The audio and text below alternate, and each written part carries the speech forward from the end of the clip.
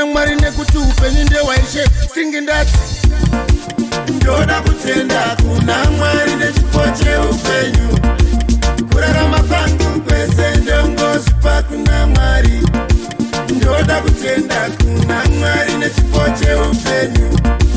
Kurarama kwangu kwese ndongozvipa kuna Ishe. Upenyu ndewa Mwari, hausi wabandari kana wemari. Zvakosha mwana wamambo muranda kumwe zvasiyana nekugara pfumi. Vamwe voti tsefunde naMwari ngatikunde. Ndoda kutenda kuna Mwari nechipo cheupenyu. Kurarama kwangu kwese ndongozvipa kuna Mwari. Ndoda kutenda kuna Mwari nechipo cheupenyu.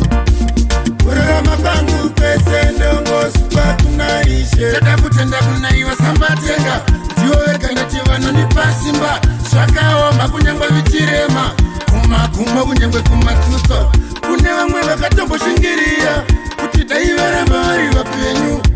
Iwo chingotenda kuna Mwari nekuti upenyu ndewaishe singindati. Ndoda kutenda kuna Mwari nechipo cheupenyu. Kurarama kwangu kwese ndongozvipa kuna Mwari. Ndoda kutenda kuna Mwari nechipo cheupenyu. Kurarama kwangu kwese ndongozvipa kuna Ishe.